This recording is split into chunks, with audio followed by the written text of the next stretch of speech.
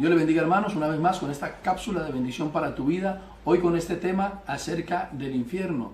¿Es compatible que exista un Dios bueno y amoroso y a la vez un infierno de sufrimiento?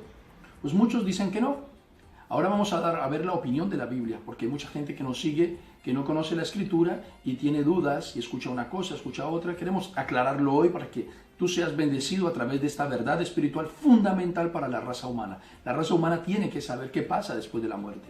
Entonces es importante, voy a leer primero que todo en el libro de Pedro, las personas que quieran apuntar en su casa, segunda de Pedro, capítulo 2, versículo 4 al 6. Dice así: porque si Dios no perdonó a los ángeles que pecaron, sino que arrojándolos al infierno, los entregó a prisiones de oscuridad para ser reservados al juicio. Y si no perdonó al mundo antiguo, sino que guardó a Noé, pregonero de justicia, con otras 7 personas, trayendo el diluvio sobre el mundo de los impíos. Y si condenó por destrucción a las ciudades de Sodoma y Gomorra, reduciéndolas a cenizas y poniéndolas de ejemplo a los que habían de vivir impíamente. Ahora veamos Judas el bueno, para los que nos siguen, este no es el Judas el malo. Dice el capítulo 1, versículo 6, y a los ángeles que no guardaron su dignidad, sino que abandonaron su propia morada, los ha guardado bajo oscuridad, en prisiones eternas para el juicio del gran día. Apóstol Pedro y el apóstol Judas los vemos diciendo un argumento tremendo. Eso es lo que ellos sabían, lo que los apóstoles creían. Yo también creo lo que creían los apóstoles, que estuvieron cara a cara con Jesús durante 3 años y les fue revelado muchas cosas.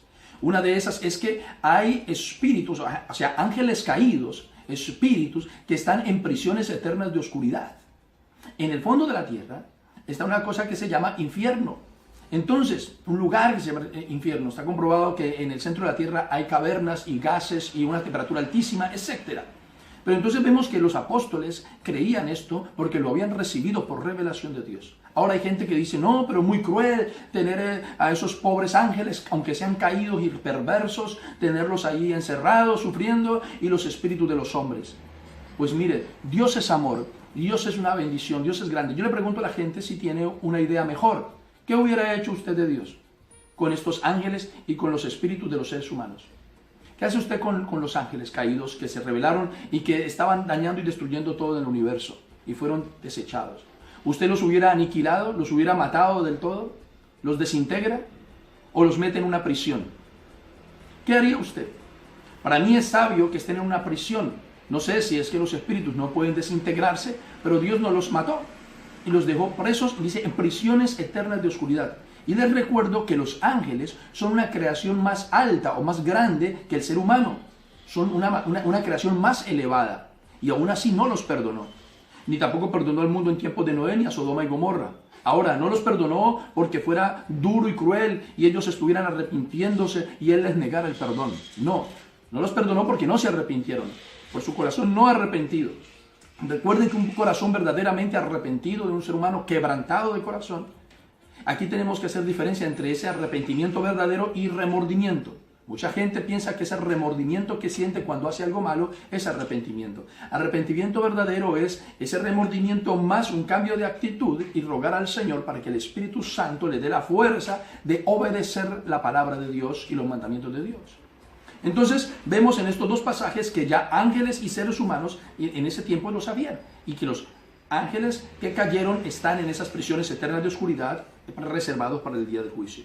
Ahora, en otros pasajes de la Biblia que también Dios enseñó esto, a través, por ejemplo, de Lucas 16, del 19 en adelante está la parábola del rico y Lázaro. En el versículo 22 dice, aconteció que murió el mendigo y fue llevado por los ángeles al seno de Abraham.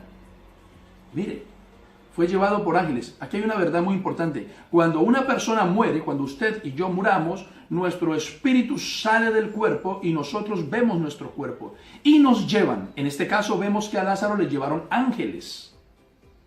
Pero los que no son salvos, es decir, los que no están en Cristo, los que no han sido redimidos y perdonados por la sangre preciosa de Jesucristo, no recogen su alma ángeles. Ahora lo veremos. En todo caso, ahí en esta parábola también habla de que es un lugar de sufrimiento donde el hombre rico gritaba que por favor le dieran agua y desesperado. Entonces vemos que Jesús enseñó a través de esta palabra, las parábolas servían para explicar y enseñar verdades, no mentiras. Esto salió de la boca de nuestro Señor Jesucristo. Por eso nos fiamos de Él. Ahora bien, hay otro pasaje más que les quiero compartir. Luego lo ven detenidamente en casa. Que está en Lucas capítulo 12, del 16 al 21. Donde dice lo siguiente. Un hombre que tenía muchas posesiones. Dice en el versículo 18. Esto haré, derribaré mis graneros y los edificaré mayores. Y allí guardaré todos mis frutos y mis bienes. Y diré a mi alma, alma, muchos bienes tienes, guardados para muchos años. Repósate, come, bebe y regocíjate. Pero Dios le dijo, necio, esta noche vienen a pedirte tu alma. Y lo que has provisto, ¿de quién será? Así es el que hace para sí tesoros y no es rico para con Dios. Pero miren la clave, porque aquí hay mucho que decir, pero me quiero enfatizar en el tema del infierno. Dice, esta noche vienen a pedirte tu alma. En el otro caso vimos que a Lázaro ángeles tomaron su alma y la llevaron al seno de Abraham. Aquí estos espíritus de muerte toman el alma del que no está en Cristo y es llevado a un lugar llamado Hades. En el Hades están esperando el día del juicio, en esas prisiones eternas de oscuridad. Y los que están en el seno de Abraham están esperando la segunda venida de Cristo para ser resucitados y recibir un cuerpo nuevo. Hermanos y amigos que nos escuchan por este medio, el infierno es una realidad. Es una realidad. No creas a la mentira del hombre, no creas a enseñanzas y a doctrinas de hombres, crea a Jesucristo, crea a los apóstoles y profetas de la palabra de Dios que dieron testimonio con señales, con milagro y con sus propias vidas de esta verdad revelada desde los cielos. Si Dios no perdonó a los ángeles que no se arrepintieron, tampoco lo hará con aquellos corazones que no se arrepientan de cualquier ser humano.